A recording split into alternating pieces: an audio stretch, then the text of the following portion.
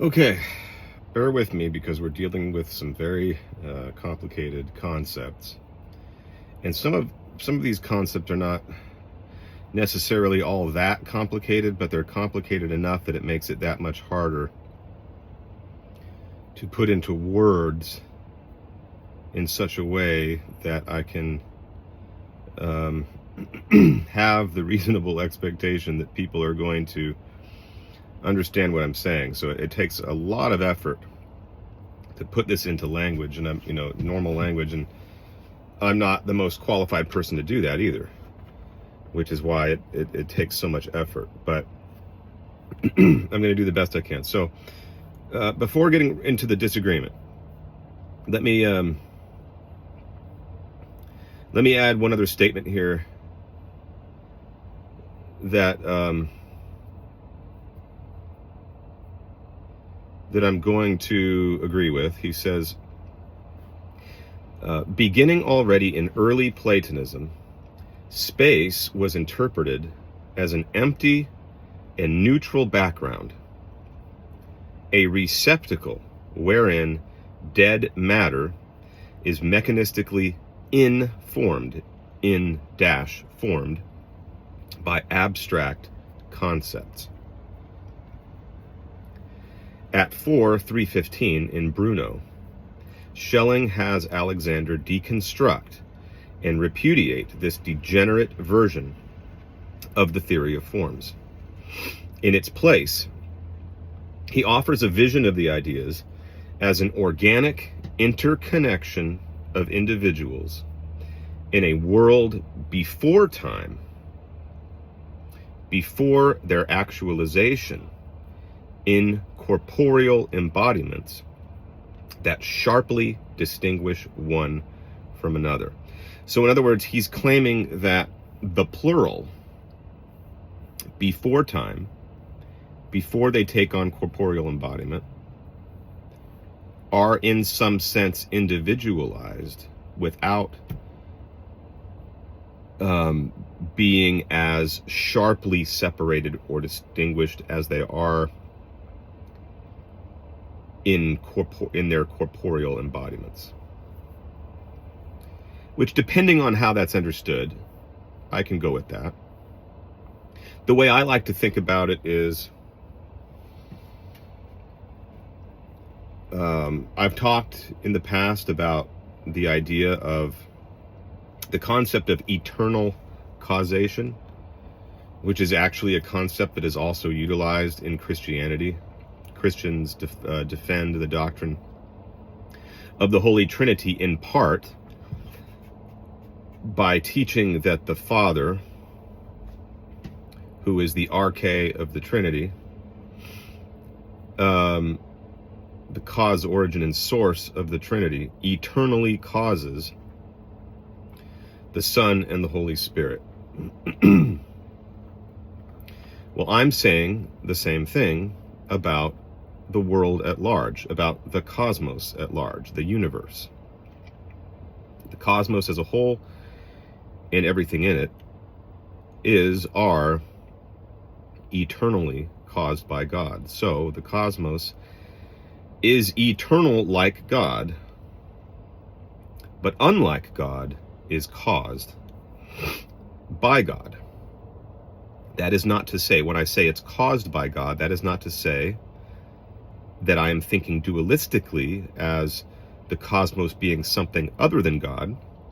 I'm not suggesting the cosmos is a separate substance from the divine.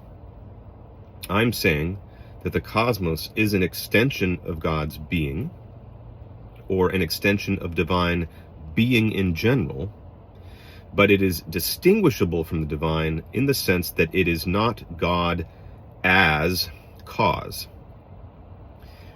Neither the cosmos as a whole nor the things in the cosmos are the cause of their own existence. Okay?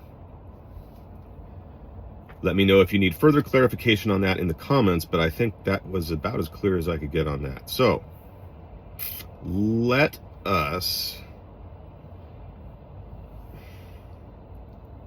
proceed to, this is where we're going to have some disagreement with Jorjani. And this is where I'm going to have to be very careful about articulating my disagreement, because this is very subtle stuff. Okay.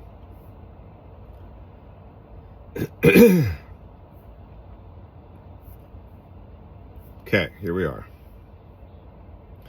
This is starting at the bottom of page 200 in my electronic edition of Prometheus and Atlas.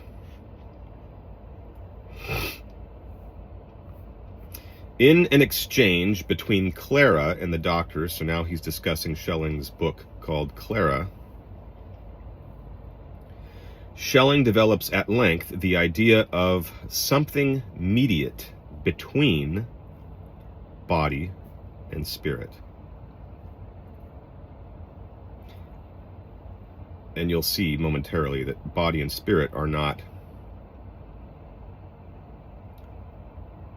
defined here as distinct aspects or distinct things as I am defining them, but rather as points along a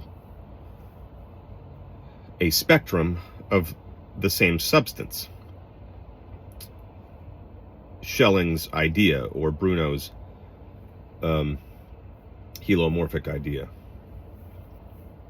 Schelling develops at length the idea of something mediate between body and spirit, a specter of a person, or what some in his time called a subtle body. Schelling simply calls this moderate essence between body and spirit the soul of a person. And he suggests that what people mean to say when they talk of quote-unquote spirits and the quote-unquote spirit world is really the survival of a soul that is imprinted by the qualitative characteristics of corporeal embodiment. Unlike the spirit, now catch this, listen to this carefully. Unlike the spirit, which is a fickle and transient constellation of psychological characteristics. So that's how he's defining the spirit, and that's how Schelling is defining the spirit. Unlike, I'll read it again, unlike the spirit, which is a fickle and transient constellation, excuse me, of psychological characteristics, and unlike the physical body, prone to disintegration, the soul that unites the two, spirit and body, during life is marked by both and can persist in its distinctive constitution. Okay. I don't think we need to go any further here. I think this is enough to critique. He's saying that the soul unites the two, spirit and body, that it is a mediate essence between the two. In other words, what he was defining as the idea in the first video, this distinct substance that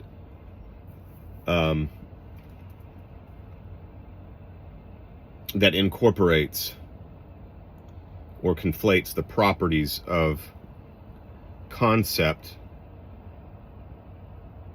and thingness, the properties of Plato's transcendent ideas and the objects that exist in this physical world that are that in Platonism considered the shadows or copies of those eternal ideas. Now,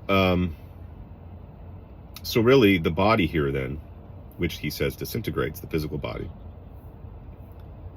and the spirit, which he describes as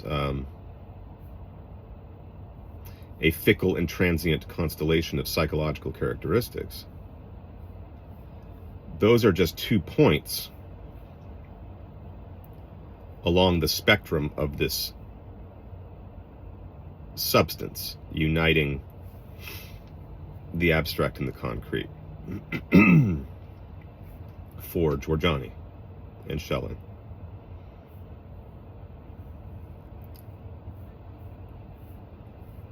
Now, I would agree fully that the constellation of psychological characteristics that we have, that both those and the body which disintegrates constitute this very same substance. I would agree with that. But those 2 things together, which we have just united in this helomorphic conception of an idea, of Plato's ideas, would correspond not in any way to the spirit as I understand it, but to the different points along the spectrum of consciousness in general. What I am linking up with the body of God, the power of the feminine or the feminine principle. The spirit, for me, is completely distinct and has nothing to do with our psychological characteristics. It has solely to do with a special and unique intuitive faculty that allows us to both unite ourselves with divinity on a much higher level, and that allows us to perceive the fact that we are aware beings. Unlike the vegetable, animal, and mineral kingdoms, we know that we are aware, we know that we have awareness, and we know that makes us unique. We are aware of all of that. It is what Dr. Bernardo Kastrup actually calls, not that he necessarily he doesn't understand God to be a person, and so I don't think he would define spirit the way I do, but I don't think he would distinguish between this pure awareness and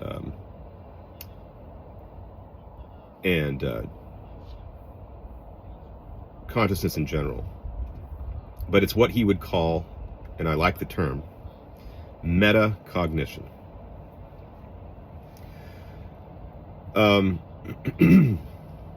So, I think that's all I'm going to do here. I'm not going to explain why that difference is significant until the next video, part 3,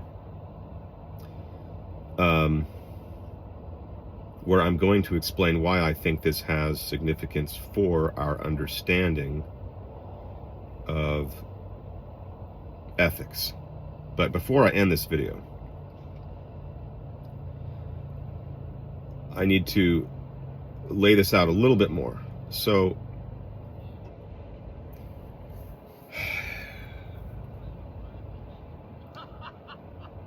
this is where it gets a little bit more difficult to articulate.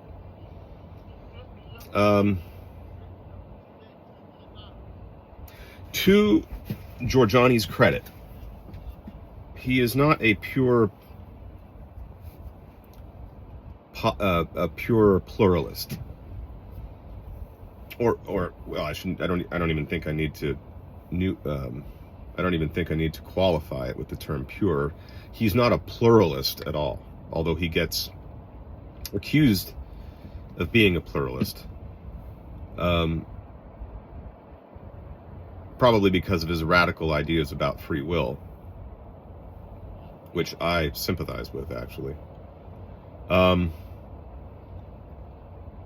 he's not a pluralist. He recognizes that there is a principle of ontological unity,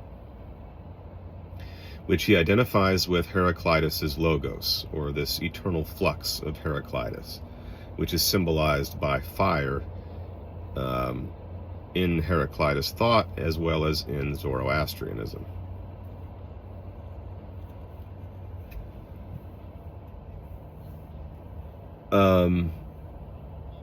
He doesn't see objects or beings as existing separately one from another. And he is very explicit in his interviews and in his books about his opposition to the radical pluralistic philosophy called solipsism. Solipsism is the idea that we can only know what goes on within the locality of our own individualized consciousness. Actually, that's the only thing that is truly real. So we have no intrinsic connection to the outside world of objects and persons and beings that we perceive.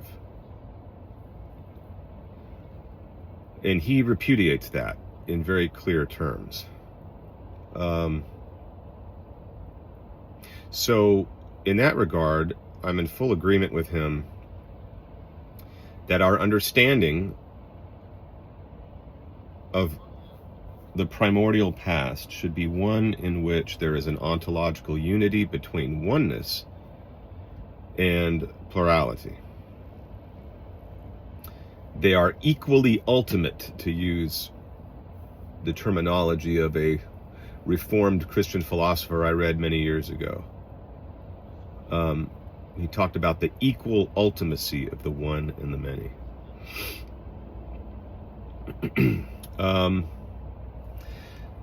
The problem now, okay, this is where it's going to start to get difficult. The problem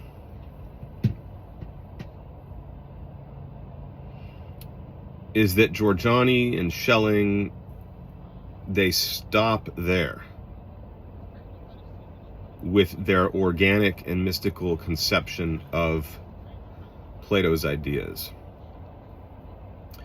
with this substance that unites the properties of abstract concepts and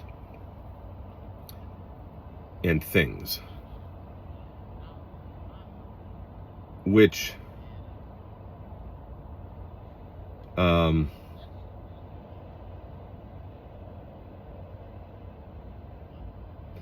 biggest problem I have with that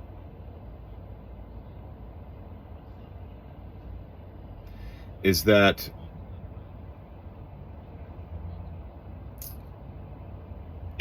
it doesn't account, and in my view cannot account, for how the corporealization of individuality occurs. It is assumed that it occurs. It has to be assumed that it occurs because we know that it occurs. We see it in our experience. We see the production and perceive the production and existence of objects and things and beings in their individualized, corporealized state. So we know that that happens. But my contention is that on that philosophy, which is good insofar as it goes, is not adequate to account for how that happens.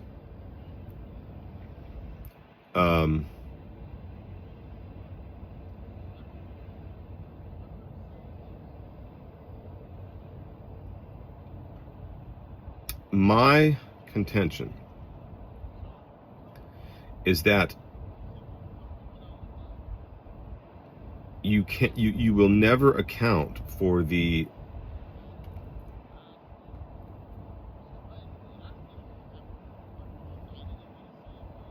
manifest realm of individualized, corporealized entities unless you understand that the cause of that is a person. And a person cannot simply be the aggregate properties of a body plus psychological characteristics. It cannot be the aggregate of these different properties that we associate with consciousness. Because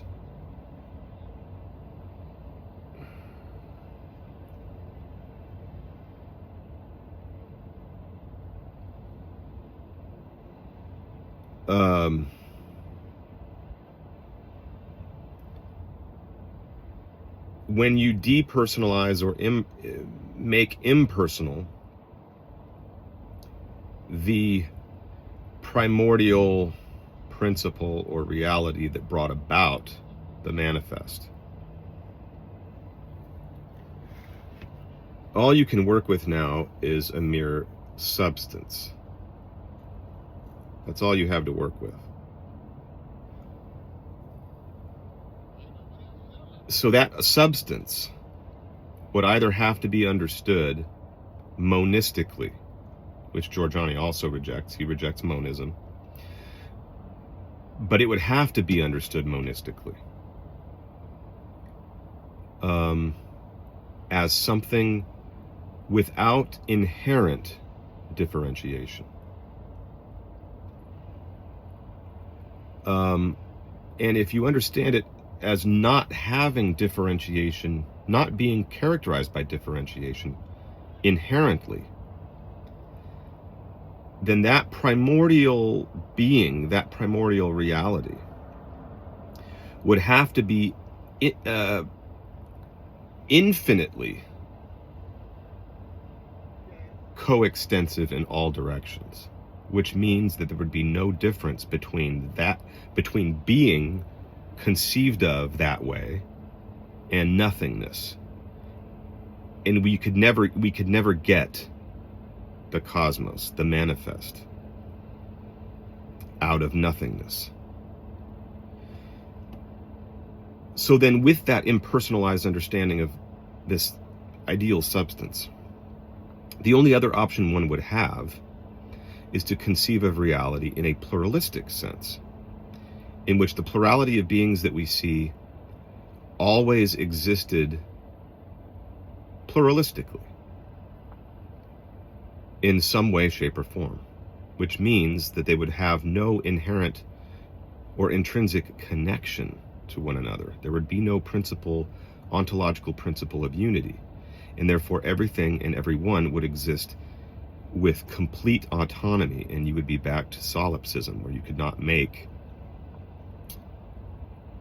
rational sense of anything because nothing would exist in relation to anything else.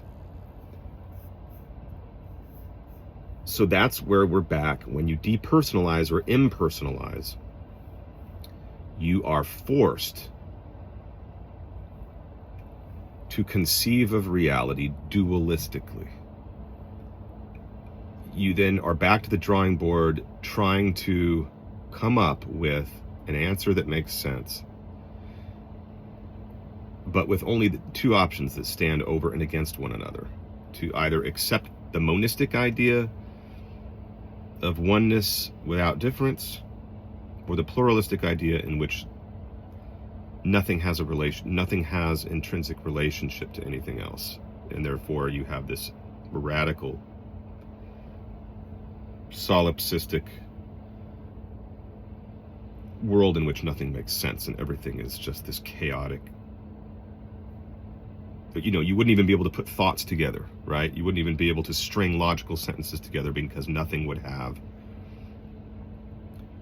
a relationship to anything else. But when you have a person, when you conceive of God as a person,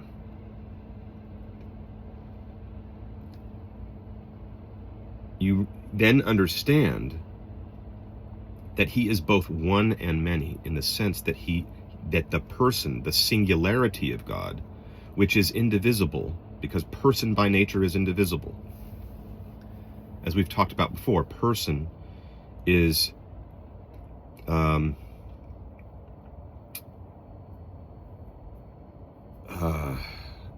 a very elusive concept that we intuitively know to exist, but cannot put our finger on. It can't be held in our hands. It can't be measured. It can't be perceived with the eyes or with any of the other senses. God is a singular person, but in his singularity, he's not without difference. Otherwise, he would be nothing. He would be a void. But rather, his person is constituted by two principles: his body, which we've defined as consciousness, which we would say is the sum total of what Jorjani and Schelling have called the constellation of psychological characteristics, and the sum total of those plus the body. That's consciousness.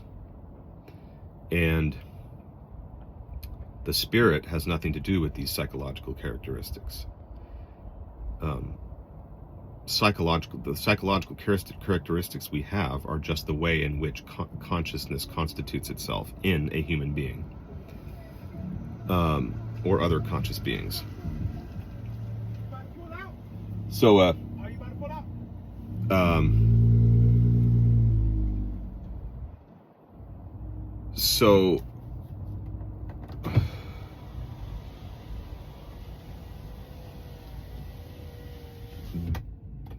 I guess I don't need to define it again, but just to remind, I guess I should just remind you, since we're at that point in the conversation, what a spirit is. That a spirit is that transcendent faculty I mentioned, that provides, that just is the essence of the identity of the person as a whole.